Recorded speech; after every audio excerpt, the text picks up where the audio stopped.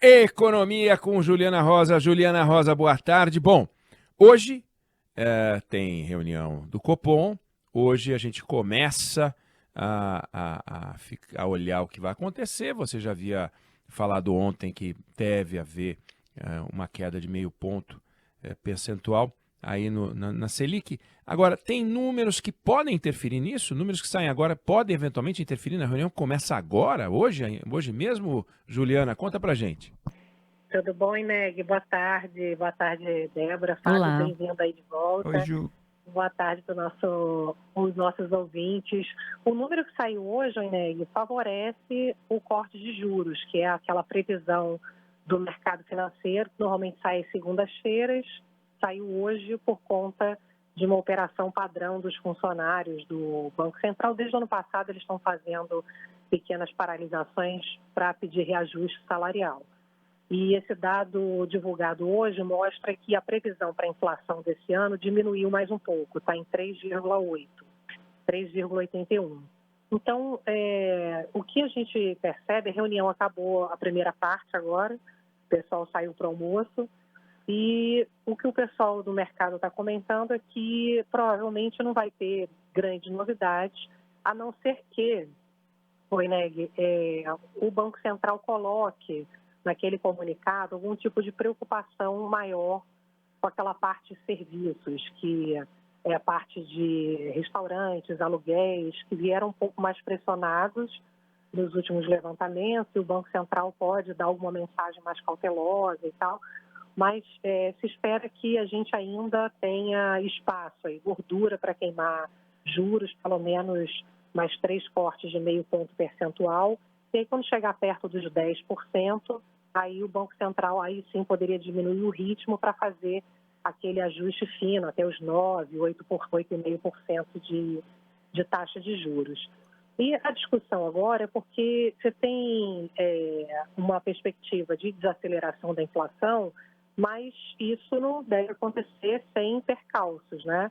A gente tem questões climáticas, a gente conversava ontem, né, eu até estava conversando agora há pouco com o professor José Roberto Mendonça de Barros, que acompanha muito de perto o agro, e ele falou que, por enquanto, ele não vê nada assim dramático. Tem as quebras de safra, né? A gente tem o fenômeno El Niño, mas a gente precisa acompanhar para ver se, de fato, vai ter alguma coisa mais grave aí que possa pressionar o setor agrícola. E o ministro da Agricultura estava até dando uma declaração agora e tal, que ele, enfim, vai conversar com o presidente Lula sobre a situação do setor, mas é importante a gente acompanhar, claro, porque as questões climáticas são um ponto aí de atenção, né? E a outra questão são os problemas geopolíticos que também estão preocupando, porque toda a tensão ali do Oriente Médio está começando a atrapalhar a circulação de navios para poder chegar aqui com um custo de frete, né, com os preços que estavam antes desse conflito ali naquela região ali do Mar Vermelho. Então, a inflação cai aqui pelas expectativas, mas a gente precisa acompanhar todo esse desdobramento e sem falar o nosso calcanhar de Aquiles, né, Inês, que a gente não para de falar. Ontem teve o segundo maior rombo fiscal da história, e mesmo tirando aquelas coisas extraordinárias, ainda assim... Os precatórios da vida, né? O que eu acho engraçado, e até te perguntar, a gente falava isso um pouquinho ontem quando a gente se encontrou, né? É incrível como eles conseguem listar as explicações, e ao listar as explicações, fica parecendo que o problema acabou. Então, assim, sei lá, você não consegue dormir à noite, tem insônia. Aí você fala, não, é porque eu como demais antes de deitar, é porque eu fico vendo televisão antes de dormir, é porque eu fico mexendo no celular antes de dormir. Tudo bem, você tem os motivos, mas você tem insônia? Tem insônia, eu não estou conseguindo dormir à noite. Bom, então temos um problema, porque essa insônia vai te provocar problemas de saúde muito sérios. Não adianta você ter um motivo pelo qual você tem insônia identificado, ou identificados os motivos, se você continua a ter insônia. Então, temos um problema. O problema está dado. Tivemos um déficit monstruoso e esse ano, claro, não deve ser tão grande, mas cadê os cortes, Juliana? Exatamente. Ontem tinha muita gente questionando nas redes sociais que o governo herdou também muita despesa do governo anterior, tinha muita coisa atrasada. Em parte é verdade, mas lembra que a gente calculava que se o Congresso aprovasse tudo que o governo Lula tinha prometido para poder dar conta de verbas que realmente estavam atrasadas, né, de saúde, do farmácia popular e tal, daria 70 bi. E o rombo foi o dobro, né, quase 140 bi.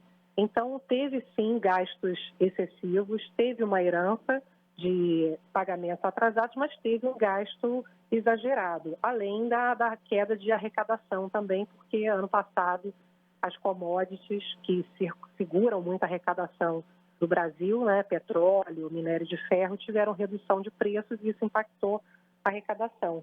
Mas olha, Neg, ontem o economista Gabriel Barros, que é estudioso aí dessa área de finanças, de contas públicas, ele me chamou a atenção para o dado que a despesa cresce mais de 12%, a receita cresce 2%. Então, é óbvio que não bate, né? O que ele está dizendo é que, pelo lado da receita, só de aumentar a receita, não vai sustentar o ritmo de crescimento de gasto, mesmo sendo menor esse ano. E aquelas contas que a gente tenta fazer, afinal, quanto é que o governo vai conseguir entregar, está tudo ainda muito confuso, né? A gente só tem certeza daquela tributação dos fundos exclusivos, dos fundos de investimentos, lembra? Que mudou, né? A tributação dos investimentos fora do Brasil, offshore, e dos jogos eletrônicos, jogos online e tal. Mas para chegar no que o governo tem que entregar, e, né, 170 bi está muito longe. Ainda tem imbróglio aí da desoneração da folha, que custaria mais de 9 bi esse ano. Aquela medida do CARF que a gente falou, que mudaram uma regra, né, do CARF, que é o tribunal que julga ações ali da Receita Federal, eles mudaram a regra. Só o CARF, a previsão era entrar 50 bi nos cofres públicos, mas até agora não entrou nada. Aquela tributação do ICMS também que mudou, eles conseguiram mudar a base de tributação, as empresas têm que pagar o imposto federal na íntegra, né, sem o desconto do ICMS, enfim. O que o Gabriel me falou é que tem várias ações já no STJ a favor das empresas. E eles previam faturar 35 bi com essa questão do ICMS. Ou seja, tudo está muito incerto ainda, né? E as receitas estão incertas e gasto ninguém toca no assunto, né?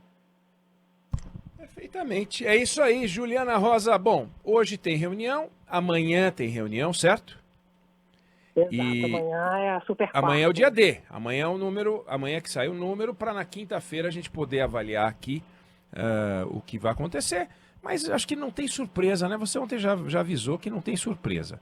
Não devemos ter uma surpresa. Podemos e tal, aí será uma surpresa e não tem como saber. Então amanhã a gente volta a falar sobre esses e outros assuntos. Juliana Rosa, Economia é com você. Não vou fazer o complemento, mas já que o Fábio França voltou, o júri está composto, né? O júri que no ano passado decidiu qual era o melhor brigadeiro do mundo, 23º Prêmio Internacional, Concurso Internacional de Brigadeiro. Fábio França, você saiu de férias, sim. Ela prometeu que traria pra gente brigadeiro. Prometeu. E agora o seu aniversário, Fábio França, Páscoa, quando é? Agora eu tô falando que é Páscoa. Calma. Era do Fábio antes. Meu aniversário é dia 28. 28 de fevereiro. Agora. 28 de fevereiro. Você entendeu? Juliana Rosa, 28 de fevereiro. Eu tô sofrendo bullying, você não sabe, todos os dias das suas férias. Na verdade, acho que só ontem que eles me pouparam. Claro. Assim, tá pesado o negócio, entendeu? Não é bullying, é consequência de fazer o melhor brigadeiro do mundo. A demanda, isso é ótimo. E demanda é com você. Você entende desses termos, nem vem. Difícil não é alcançar o sucesso, é se manter no sucesso. É isso, Fábio. E sabe o que ela fez, Fábio? Comprou um óculos escuro e um lenço para cobrir o cabelo. É só isso que ela fez. Agora, cadê o brigadeiro? Cadê a produção? Cadê a produção? Os gráficos têm que continuar subindo, Juliana Rosa, senão é o famoso voo de galinha. Entendi, tá bom. Juliana, vou te falar uma coisa. Eu não vou falar o nome da empresa, porque senão vai parecer que eu estou fazendo propaganda. Mas tem uma empresa, eu estava lendo hoje uma história espetacular sobre um grupo empresarial em que começou montado por uma boia fria. Aí ela abriu a primeira loja dela, doceria e tal, e hoje ela tem uma rede espetacular. E tem uma história maravilhosa de uma pessoa que está faturando mais de 500 milhões de reais, uma empresa que tem 20 anos, sei lá.